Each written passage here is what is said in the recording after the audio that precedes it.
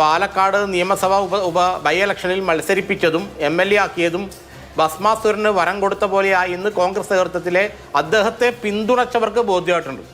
അദ്ദേഹത്തെ പിന്തുണയ്ക്കാതെ മാറി നിന്ന ഒരു വലിയൊരു വിഭാഗം സീനിയർ കോൺഗ്രസ് നേതാക്കളുണ്ട്. അവർ നേരത്തെ തന്നെ ഈ സൂചന നൽകിയിരുന്നു, ഈ ചെക്കൻ അപകടകാരിയാണ്, അവനെ സൂക്ഷിക്കുക. രാഹുൽ മാങ്കൂട്ടത്തെ പാലക്കാട് സജീവമാകാൻ അനുവദിച്ചതും പ്രചാരണത്തിന് ഇറങ്ങാൻ അനുവദിച്ചതും അബദ്ധമായി പോയി എന്നൊരു തിരിച്ചറിവ് ഇപ്പോൾ കോൺഗ്രസ് ലീഡർഷിപ്പിലുണ്ടോ? ഇന്നു മുതൽ കോൺഗ്രസ് മാധ്യമ ചർച്ചകളിലേക്ക് പ്രതിനിധികളെ അയക്കുന്നില്ല, അവർ പരസ്യ പ്രതികരണങ്ങളിൽ നിന്ന് മാറുന്നു, ന്യായീകരണം ഒരു കാരണവശാലും വേണ്ട എന്ന് തീരുമാനിക്കുന്നു. ഇന്ന് രാജ്മോഹൻ ഉണ്ണിത്താന്റെ ഒരു പ്രതികരണം താങ്കൾ ശ്രദ്ധിച്ചു കാണുമല്ലോ അല്ലേ? എന്നെ ഇനി സൈബർ ആക്രമണം നടത്താൻ വന്നാൽ തിരിച്ചങ്ങോട്ട് പറയുന്നത് താങ്ങാൻ പറ്റില്ല, അത് രാഷ്ട്രീയമായ അന്ത്യമായിരിക്കും, എനിക്ക് മുഴുവൻ കാര്യങ്ങളും അറിയാം എന്ന് രാജ്മോഹൻ ഉണ്ണിത്താൻ പൊട്ടിത്തെറിച്ച് പറയുന്നത് കേട്ടു നമ്മൾ. രാജ്മോഹൻ ഉണ്ണിത്താനോട് സൈബർ ആക്രമണം നടത്തുന്നത് VD സതീശനെയോ ഉമാ തോമസിനെയോ ഒക്കെ വിമർശിക്കുന്നത് പോലെ ആവില്ല. നമുക്കറിയാമല്ലോ, 10-20 കൊല്ലം മുമ്പത്തെ പഴയ ഈ മുണ്ടൂരൽ സംഭവമൊക്കെ ഓർമ്മയുണ്ടല്ലോ. അത്രയും രൂക്ഷമായി പ്രതികരിച്ച് കളയും ഉണ്ണിത്താൻ. ഒരു പക്ഷേ സൈബർ അണികൾക്ക് അത് ബോധ്യമാവുന്നുണ്ടാവുമെന്ന് തോന്നുന്നു. കോൺഗ്രസിനെ സംബന്ധിച്ച് ഇനിയിപ്പോൾ ഇതിൽ വേണ്ട എന്നൊരു നിലയിലേക്ക് ഒരു പൊതു തീരുമാനത്തിലെത്തിയോ?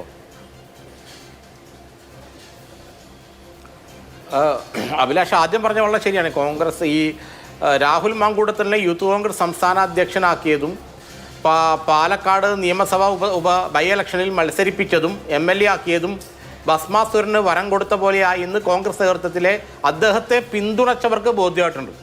അദ്ദേഹത്തെ പിന്തുണയ്ക്കാതെ മാറി നിന്ന ഒരു വലിയൊരു വിഭാഗം സീനിയർ കോൺഗ്രസ് നേതാക്കളുണ്ട്. അവർ നേരത്തെ തന്നെ ഈ സൂചന നൽകിയിരുന്നു, ഈ ചെക്കൻ അപകടകാരിയാണ്, അവനെ സൂക്ഷിക്കുക. കാരണം രാഹുൽ മാങ്കൂട്ടത്തിനെ A ഗ്രൂപ്പിൻ്റെ യൂത്ത് കോൺഗ്രസ് പ്രസിഡന്റ് സ്ഥാനാർത്ഥിയാക്കണമെന്ന് ആവശ്യപ്പെട്ട സമയത്ത് ഉമ്മൻചാണ്ടി സാർ ജീവിച്ചിരിപ്പുണ്ട്. ഉമ്മൻചാണ്ടി പറഞ്ഞു, ഇവനെ ഒരിക്കലും പറ്റൂല, ഇവനെ ഒരിക്കലും വിശ്വസിക്കാൻ പറ്റൂല, അതിന് പകരം JS അഖിലിനെ ആക്കണമെന്നാണ് ഉമ്മൻചാണ്ടി പറഞ്ഞത് എന്നാണ് എനിക്ക് അതിൻ്റെ ഉള്ളിൽ നിന്ന് മനസ്സിലാക്കാൻ കഴിഞ്ഞത്, എനിക്ക് അവരുടെ അടുപ്പം മൂലം.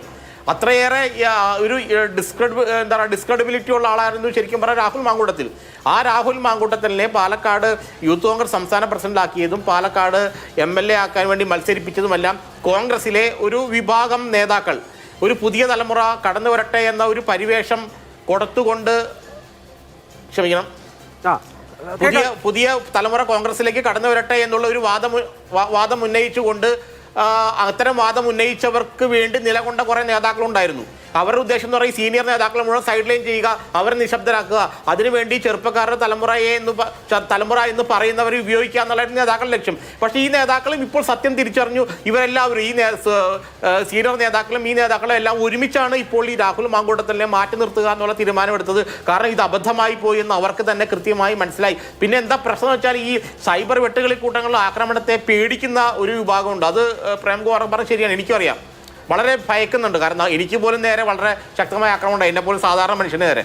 അപ്പോൾ പിന്നെ നേതാക്കളുടെ കാര്യം പറയണോ? അപ്പോൾ അവർക്ക് നേരെയും ശക്തമായ ആക്രമണം ഉണ്ടാകുമ്പോൾ എല്ലാവരും കുടുംബമൊക്കെ ആയിട്ട് ജീവിക്കുന്നവരല്ലേ, അപ്പോൾ എന്തിനാ വെറുതെ ഈ ഇതിനകത്തേക്ക് പുല്ലാപ്പ് പിടിച്ച് ആടണ്ട എന്നുള്ള വിചാരിക്കുന്ന ഒരു വിഭാഗമുണ്ട്. പിന്നെ ഈ പറഞ്ഞ പോലെ നേരത്തെ ഇത്തരം ആരോപണങ്ങൾ നേരിട്ട നേതാക്കളുണ്ട്. ഇനിയിപ്പോൾ എനിക്കെതിരെ പണ്ടിങ്ങനെ ആരോപണം ഉണ്ടായിരുന്നു, ഇനിയിപ്പോൾ ഞാൻ ഇതിനെ എതിർത്ത് പറഞ്ഞാൽ അവർ തിരിച്ച് അതെടുത്തിടും, എന്തിനാ വെറുതെ എന്നൊക്കെ വിചാരിക്കുന്നവരുണ്ട്. ഉണ്ണിത്താനെ പോലെ ചങ്കൂറ്റം ധൈര്യമുള്ളവർ മാത്രമേ നേരിട്ടിറങ്ങി ഫൈറ്റ് ചെയ്യുന്നുള്ളൂ. പക്ഷേ ഒരു വലിയൊരു വിഭാഗം കോൺഗ്രസ് നേതൃത്വം, രമേശ് ചെന്നിത്തല, K മുരളീധരൻ അടക്കമുള്ള നേതാക്കൾ നേരത്തെ തന്നെ ഈ രാഹുൽ മാങ്കൂട്ടത്തിൽ അപകടകാരിയാണെന്നും അയാൾക്ക് അനാവശ്യമായ ആളെ എൻകറേജ് ചെയ്യരുതെന്നും കൃത്യമായി തന്നെ പാർട്ടി നേതൃത്വത്തിന് മുൻപിൽ പറഞ്ഞിരുന്നു. പക്ഷേ എന്താ സംഭവിച്ചതെന്ന് വെച്ചാൽ ഈ പറഞ്ഞ പോലെ ഒരു യുവ പരിവേഷം പാർട്ടിക്ക് ഉണ്ടാവട്ടെ, യുവമുഖം ഉണ്ടാവട്ടെ എന്ന് പറഞ്ഞപ്പോൾ ആദ്യ തരത്തിൽ നല്ല കാര്യമല്ല, ഈ പാർട്ടി രക്ഷപ്പെടുന്ന കാര്യമല്ല എല്ലാവരും ഉണ്ടായിരുന്നു. പക്ഷേ ഇവർ കൃത്യമായി തിരിച്ചറിഞ്ഞ്, ഈ അപഭ്രംശം തിരിച്ചറിഞ്ഞ് രാഹുൽ മാങ്കൂട്ടത്തിനെ മാറ്റി നിർത്താൻ ഇവർ തീരുമാനിച്ചു എന്നുള്ള കാര്യം അത് എല്ലാ നേതാക്കളും മനസ്സുകൊണ്ട് വളരെ യൂണിഫോമിറ്റി ഉണ്ട് അക്കാര്യത്തിൽ നിന്ന് എനിക്ക് വ്യക്തമായിട്ട് അറിയാം. ആരും ഇപ്പോൾ മനസ്സുകൊണ്ടൊന്നും രാഹുൽ മാങ്കൂട്ടത്തിനെ സംരക്ഷിക്കുന്ന അല്ലെങ്കിൽ പിന്തുണയ്ക്കുന്നതേ ഇല്ല കോൺഗ്രസിൽ, അത് 100% ഉറപ്പാണ്. പിന്നെ അരുൺകുമാർ പറഞ്ഞു, അരുൺകുമാർ സാറേ, അഡ്വക്കേറ്റ് അരുൺകുമാർ, നിങ്ങളൊരു കാര്യം മനസ്സിലാക്കണം. ഈ CPM എന്ന് പറയുന്നത് എന്തിനാണ്? വരുന്ന നിയമസഭാ തെരഞ്ഞെടുപ്പിലും തദ്ദേശ സ്വയംഭരണ തെരഞ്ഞെടുപ്പിലും ജയിച്ചേ പറ്റൂ. അവർക്ക് ജയിക്കണമെങ്കിൽ കോൺഗ്രസിനെ തോൽപ്പിക്കണം, UDF തോൽപ്പിക്കണം. കോൺഗ്രസിനെ തോൽപ്പിക്കാനും UDF തോൽപ്പിക്കാനും പറ്റിയൊരു ആയുധം കിട്ടി അവർ ഉപയോഗിക്കില്ലേ?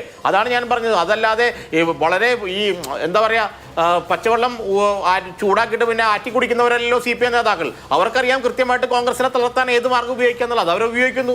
അത് ഒരു രാഷ്ട്രീയത്തിൽ, പ്രായോഗിക രാഷ്ട്രീയത്തിൻ്റെ ഭാഗം മാത്രമാണ്. അത് കൃത്യമായിട്ട് ഈ തെരഞ്ഞെടുപ്പ് കാലത്ത് കൃത്യമായിട്ട് അവരത് ഉപയോഗിക്കുന്നുണ്ട്. രാഹുൽ മാങ്കൂട്ടത്തിലെ വിഷയം വെച്ചിട്ട് അതിനെ പ്രതിരോധിക്കുന്ന കാര്യത്തിൽ കോൺഗ്രസ് അല്പം പതറുന്നുമുണ്ട്. പക്ഷേ സത്യം ഇത് തന്നെയാണ്. ഇപ്പോൾ ഇത് പൊങ്ങി വരാനും ഈ ഒരു വിഷയം കോൺഗ്രസിനെ മൂടി ഗ്രസിച്ചു കഴിഞ്ഞ് അവരെ ദുർബലരാക്കാനും ഈ വിഷയത്തെ CPM ഉപയോഗിക്കുന്നുള്ള കാര്യത്തിൽ ഒരു സംശയമില്ല. പക്ഷേ അടിസ്ഥാനപരമായിട്ട് ഇത് ഉയർന്നു വന്നത് കഴിഞ്ഞ ഒരു പ്രേം പ്രേംകുമാറൊക്കെ പറഞ്ഞ പോലെ കഴിഞ്ഞ 1 വർഷം മുമ്പ് ഞാൻ ഈ ഒരു സംഭവം കേട്ടാണ്. പക്ഷേ എനിക്ക് അതിനുള്ള തെളിവുകളൊന്നുമില്ല. നമ്മളോട് ഹിയർസേ ആയിട്ട് ആൾക്കാർ പറയുന്നതാണ്. ഞാനും കേട്ടു ഇയാളെക്കുറിച്ചുള്ള ഈ ഇത്തരം അപഭ്രംശങ്ങളുള്ള വാർത്തകൾ. പക്ഷേ ഞാൻ നേരത്തെ പറഞ്ഞ തെളിവുകളൊന്നും ഇല്ലാത്തതുകൊണ്ട് നമ്മളത് വിട്ടുകളഞ്ഞു. അങ്ങനെ നിരവധി കോൺഗ്രസ് നേതാക്കളുടെയും ചെറുപ്പക്കാരായ യുവ കോൺഗ്രസ്, നമ്മൾ ഈ പറയും യൂത്ത് കോൺഗ്രസിലെയും മഹിളാ കോൺഗ്രസിലെയും ഒക്കെ സ്ത്രീകളായ യുവതികളായ കോൺഗ്രസ് പ്രവർത്തകരൊക്കെ ഈ വിഷയങ്ങൾ പറഞ്ഞു. ഇതെല്ലാം നേതൃത്വത്തിന് മുന്നിൽ എത്തുകയും ചെയ്തു, പലതവണ എത്തുകയും ചെയ്തു.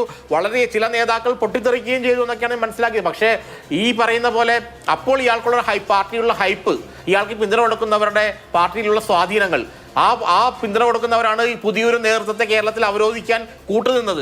അതെല്ലാം കൊണ്ട് ഇതെല്ലാം പാച്ചപ്പ് ചെയ്ത് പോയി. അത് ആദ്യമേ തന്നെ ഈ പണ്ട് കരുണാകരനും ആന്റണിയും ഉമ്മൻചാണ്ടിയൊക്കെ ഉള്ള രമേശ് ചെന്നിത്തലയൊക്കെ ഉള്ള കാലത്ത് ഇതൊക്കെ കൈകാര്യം ചെയ്തതുപോലെ കൈകാര്യം ചെയ്യാൻ പാങ്ങില്ലാത്തവരാണ് പുതിയ നേതൃത്വം. അതുകൊണ്ടാണ് ഈ പ്രതിസന്ധിയിലേക്ക് പോയത്.